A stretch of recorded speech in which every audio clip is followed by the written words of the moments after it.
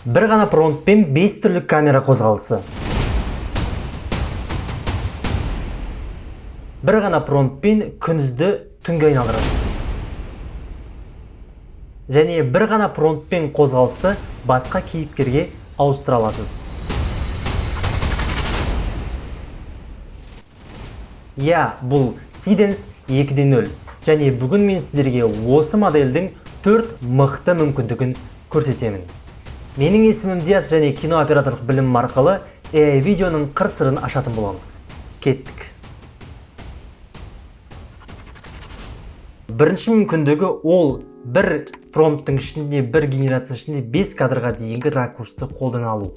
Біз бұл жерде бірінші мүмкіндікті қолдану үшін, жалпы Seedance'ті тестировать ету үшін, сынау үшін біз Syntax AI платформасын қолданамыз. Өте жеңіл, өте қарапайым және өте сапалы жасайды. Бұл жерде біз видео батырмасын басамыз. Видео батырмасын басқаннан кейін бұл жерде біз выбор моделиде Seedance таңдаймыз и 2.0 моделін таңдаймыз.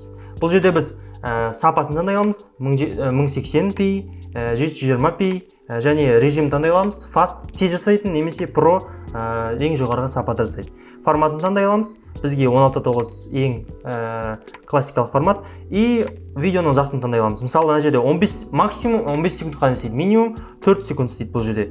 15 секундқа дейін 5 кадр 300 секундтан, сонда 15 секунд жасауға болады. Әр кадр 300 секундтан, динамичный кадрдан 5 кадр ракурсты ауыстыруға болады. Немесе 3 ракурс 5 секундтан жасасаңыз болады, немесе 2 ракурс 7,5 секундтан деп жасасаңыз болады, әртүрлі жасауға болады. Бірінші қазір 5 кадрдан тұратын текстовый промпт жасап көрейік. Ол үшін мен астына қазір сіздерге Seedance 2.0-ге жасауға болатын соның структурасын жасайтын дайын клаудқа арналған папка қалдырып кетемін. Сол жерден оны жүктеп, оны сіз клаудтың өзіне кіресіз. Клаудтың өзіне кіресізді, мына жерде Customize деген басасыз, кастомизацияға, и Skills деген кіресіз. Skills деген кірген кезде плюсті басасыз.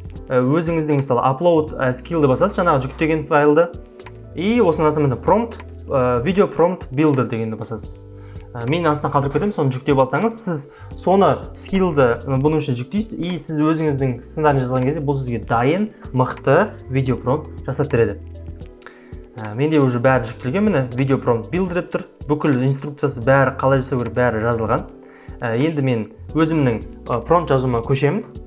Әрбір ракурсты, әрбір кадрды шот деп атайды ағылшынша. Сол шоттармен жазып шығайық. Мысалы, бірінші шот қысқа болсын, мен сіздерге бүкіл созбай қойын. Жалпы идея бұл жерде кішкентай бала автобустың ішінде отырады, автобус ішінде көп адам отырады. Автобус и ол наушпен өлең тыңдап отырады. Сосын арттан бір гигант монстрын келатады. Адамдардың бәрі шулайды. Потом одан кейін жаңағы бала шығады, неден терезеден шығады да автобустың үстіне мінеді. Автобустың үстіне мінеді бір костюмын ауыстырады, преобразит етеді, ауысады былай денесі. Потом одан кейін оны жаңағы нені атады, монстрды атады, монстр өледі и спокойно ненің ішіне, автобустың ішіне қайтадан наушник тағып отыра қалады. Сол туралы 5 кадрдан тұратын видео істейміз қазір. Мен просто жаза саламын, осындай идея деп, жаңағы идеяны неге клаудқа ол маған дайындап береді, и біз оны Seedance'ге салатын боламыз. Клаудқа біз өзіміздің брифімізді, идеяны жібердік. Ол қазір бізге полный Seedance'ге арналған промпт жазып береді. Еще бір айта кететін фишка, жалпы промпт жазған кезде бәрі қазір ағылшынша жазады ғой. Seedance қытайлық модель болғаннан кейін қытай тілінде жақсырақ түсінеді ағылшын тіліне қарағанда. Қытайлық модель болғаннан кейін сіздің ағылшын тіліңізді потом серверде ол по-любому қытай тіліне аударып барып видео істейді. Сондықтан разницасын байқап көрсеңіз болады, кейде ағылшын тіліне қарағанда қытай тілінде видеоны жақсырақ түсінеді, кадрларын и так далее, и жақсырақ сізге сапада видео жасап береді. Мен қазір екі вариант істеймін. Ағылшын тілінде жасаймын и қытай тілінде жасаймын. Енді бізде қараңыз, ол бізге бүкіл жаңағы скиллдің бәрін қолданып бізге жазып берді. Осының арасында бізге energy, arc, жаңағы map дегендер ешқайсысы керек емес. Тек үстіндегісі бізге шоттар ғана керек. 5 шоттан тұратын әрбір секунд жазылған кадрлар тұр. Осы шот by шот емес, шот 1 дегеннен бастап жүктейміз. Мысалы, өзімізге көшіріп аламыз. Шот 5-ке дейін былай көшіріп алды. Seedance'ге саламыз, жаңағы качествосын бәрін таңдаймыз и біз жібереміз. Міне жібердік. Негізі эталонный фото қойсаңыз болады, персонаждың түрін қойсаңыз болады. Мен ешқандай персонажын жасап көріп жатырмын қазір. Енді сразу бізге Қытай тілінде жазып беріп жатыр. Қытай тіліндегі шоттарды біз қазір көреміз қазір бәрін. Екеуін салыстыратын боламыз. Қай тілде жақсырақ түсінді, қай тілінде бізге жақсырақ істеп берді. Еще жақында бізде Full HD форматы шығып еді, качествосы капец, көп токендер кетеді. Мысалы, бір видеоның өзіне 15 секундтық 270 токен кетеді. Ал бұрында 720p-ге бізде 96 токен кететін. Қытайлық видеоны, Қытай промптындағы видеоны давайте біз 720p-мен жасап көрейік, өйткені менде 97-ақ токен қалыпты мына жерде. И ол тезірек істейді бізге. Өзіміздің уақытымызды үнемдейміз. Достар, қараңыздар. Жаңағы ағылшынша и қытайша жазған промпттарымыз шықты. Біріншісін көрейік, давайте ағылшыншасы вариант.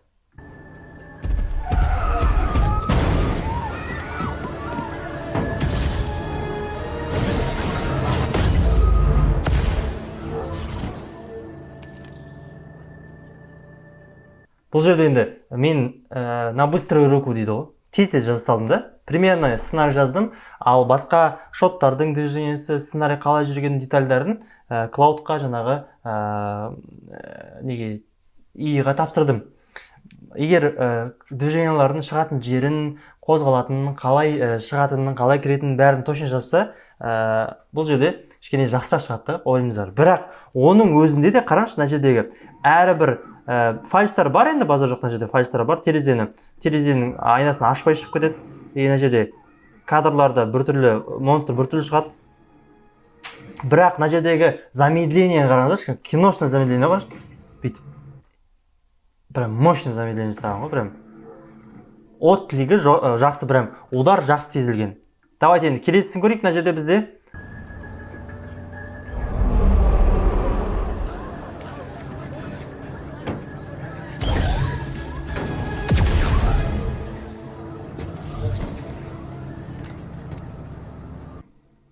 Картинка кәдімгі бір камераға түсірген сияқты, адамдардың движениялары ешқандай дефект жоқ. Сонысы күшті да бұл жерде.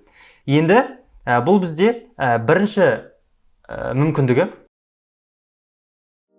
Келесі мүмкіндік бізде сіз дайын бұрын генерациялаған өзіңізге ұнайтын видео бар, бірақ ол видеода сіздің кейбір детальдары ұнамайды. Мүмкін күндізді түнгі қылғыңыз келетін шығар, мүмкін ағашын алып тастағыңыз келеді, мүмкін адамды алып тастағыңыз келеді. Сол кезде сіз қайтадан жаңағы фотосын салып, қайтадан промпт жазып, оны жаңағы генерация жасамай қойсаңыз болады. Тура сол кадрды, тура сол камера қозғалысын алып, видеоны редакция жасаңыз болады. Ол жерде сіз ашқан кезде Seedensті, мына жерде видео деген батырма тұр, міне 3 видеоға дейін сіз тіркей аласыз.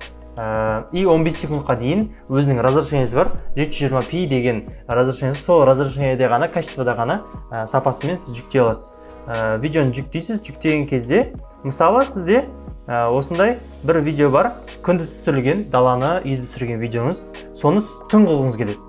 Енді тура осы видеоны ештеңе жан-жағындағы деталь өзгертпей, тек қана түнгі айналдыру видеосын істейміз. Оның результаты осындай болып шықты, мысалы. Тура сол кадр, тура сол видео, тек қана күндізді түнгі айналдырды.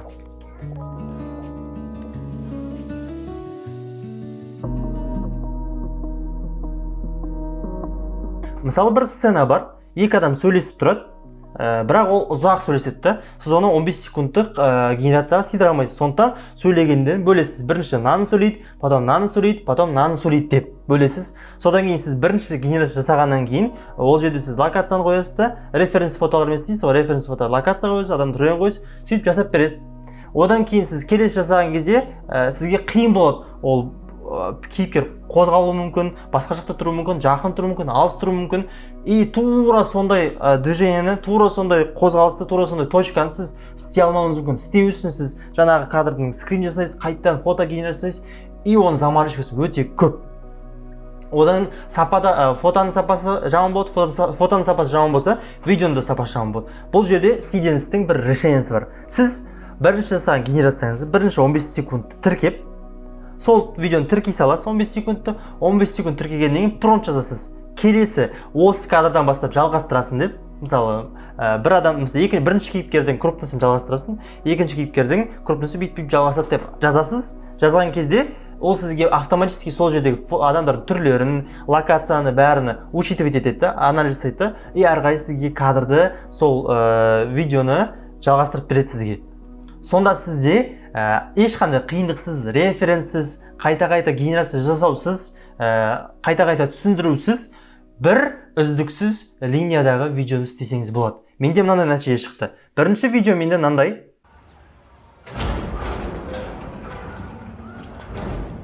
Өйстіп аяқталады. Әрғай жалғастыру үшін мен референс жүктемеймін. Бұл жерде сразу осы видеоны жүктеймін да, осы промпт жазам. Келесі кадрлар, шоттарды келе. На шот бар, на шот осылай сөйлейді деймін. И осы арқылы результат осылай болды. Қараңыздар. What did he say? Hey, what did he say? You knew. You knew about the debt, knew about the crash, and you fed and you still brought me here. Қараңыздар, мынау жаңағы мен салған видео ана жаққа промпт жазып, мен ана жақта екінші видеоны шығардым. И сразу сіздер қарасаңыздар, склейка жоқ болады, қараңыздар. Крупность кетті, и сразу жалғастырады, әрғай сөйлеп кете береді. Сол кадрлар, сол адамның түрлері, сол локация, оданның арасындағы расстояниесі сондай тоже. Көрдіңіз бе? Әрғай жалғасып кете салады. Мен мысалы мына жерде 30 секундтық генерация, мен оны жүктеп, екіге бөліп 15 секундтан үздіксіз бір кадр шығардым. Мына жерде ешқандай склейка керек емес та, қиып керек емес. Ең қызығы звук та сондай, дауыстар да солай қалады. Артындағы фондағы звук та тура солай қалады. Мына жерде ешқандай переходқа звукқа, качествоны өзгертіп, звукты очищать етіп керек емес даже. Білінбейді даже, қараңыздаршы. You brought me here on his order. Артындағы фоновый звуктарды бір-бірін жалғасып кеткен ғой. Өте маған бір инсайт болған, бір кайф решение ғой. Төртінші мүмкіндік бізде мені кинооператор ретінде прям реально мені қызықтырған бір функциясы, мүмкіндігі. Бұл жерде сіз интернеттен какой-то бір 3D анимация болсын, 3D какой-то бір зеленый фондағы адамдардың теңдердің движениесі болсын, соны мультяшный кадры болсын, бәлкім басқа бір фильмдегі үзінді кадры болсын, мысалы экшн кадрды алайық. Сол кадрды қиып алып, сол кадрдегі адамдардың персонаждың локацияны өзгертсеңіз болады, мысалы. На персонажды мынандай персонажға, локацияны мынандайға өзгерт деп айтып, тура сол движениені, тура сол камера қозғалысын алып, сіз істей аласыз. Қараңыздар, бізде осындай, мен интернеттен рандом ала салдым. Бір видео бар, осындай. Екі адамның төбелесі, осындай кадрдың қозғалыстары и 15 секундқа дейін. И осыны алдым да мен салдым промптқа. Осы видеода мен персонаждардың да ауыстыр, мен промпт арқылы жаздым да. Оны мен клаудқа салдым, түсіндірдім клаудқа, и ол маған упоминать ететін жаңа собачкамен белгілеп қойды бәрін. И результаты осылай шықты, қазір көрсетем сіздерге.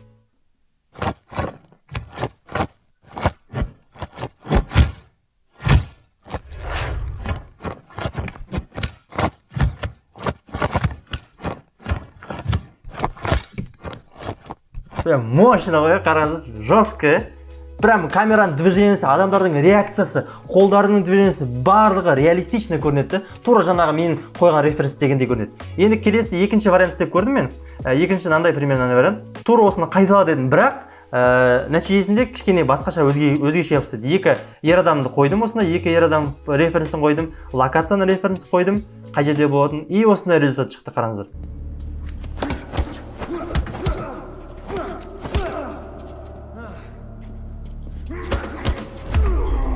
Замедленный кадрда бар ғой. Құлатқаны бар, крупный кадры бар. Әрине мына жерде кішкене өзгеше істеген, бірақ прям реально төбелесіз қызықты ғой. Айыра аласыз, мен мысалы айыра алмаймын. Бұл мысалы 3D аниматорларға жақсы мүмкіндік. Сіз өзіңізде 3D-ні үйреніп алсаңыз болады, движенияларын. Оны сіз екі варианты бар, прям компьютерде құрасыз, немесе өзіңіздің движениеңізді видеоға түсіріп, телефонға соны 3D-ға саласыз. Сол арқылы 3D-ні құрастырасыз, мысалы серия фонда, мысалы анимациядағындай, мысалы примерно. И осыны өзіңіздің персонаждарыңызға салсаңыз болады, движениені бәрін. Қорытындысында сізде Seedance 2.0 арқылы қандай мүмкіндіктер бар? Біріншісі, сіз жай исполнитель ретінде, қызметкер ретінде жұмыс істемейсіз, сіз как режиссер ретінде жұмыс істейсіз. Сол арқылы сіз бір кадрдың ішіне бірнеше ракурстарды, бірнеше диалогтарды салып құрастыра аласыз. Екіншісі, сіз дайын видеоңызды редакт жасай аласыз. Кез келген объектті алып жасай аласыз, кез келген объектті қоса аласыз, күн түнізге айналасыз, погоданы ауыстыра аласыз. Қазір басқа модельдерде ондай мүмкіндік жоқ. Үшіншісі, қазір ұзақ 1 минуттық, 2 минуттық видеоларды, созылған видеоларды жасау мүмкіндігі шынымен де бар. Өзіңіздің бірінші кадрыңызды, видеоңызды саласыз, келесі сол кадрдың жалғасын жасай аласыз. Төртіншісі, motion transfer. Кез келген қимылды, кез келген движениені, кез келген персонажға бекітіп қоя аласыз. Егер осындай кинореализм түріндегі видеоларды, сапалы видеолар жасауды үйренгің келсе, мен өзімнің курсымда соның бәрін разбормен толыққанды үйретемін, көрсетемін, сілтемесі төменде. Ал егер тура қазір Seedance 2.0-ді қолданып көргің келсе, төменде мен қолданған платформаның сілтемесін қалдырып кетемін. Ол жерде Seedance 2.0-дің кез келген барлық функциялары бар. Және одан басқа 90-ға жуық әртүрлі видео модельдер, фото модельдер, редакция, ChatGPT, Cloud барлығы соның ішінде қолданыласыз. Сондықтан қызық болса, төмендегі сілтемені өтіп, өзіңіз қолданып көрсеңіз болады. Егер сізге видео қызық болса, лайк басып, және каналға тіркелуді ұмытпаңыздар. Оған қоса қандай нәрсе сізге қызық болды және қандай платформаларды, видео модельдерді разбор жасау керек екенін комментарийға жазып кетіңіздер. Келесі видеода кәсіби креаторларға арналған нодамен қалай жұмыс істеу керек екенін разбор жасап көрсететін боламын. Келесі кездескенше.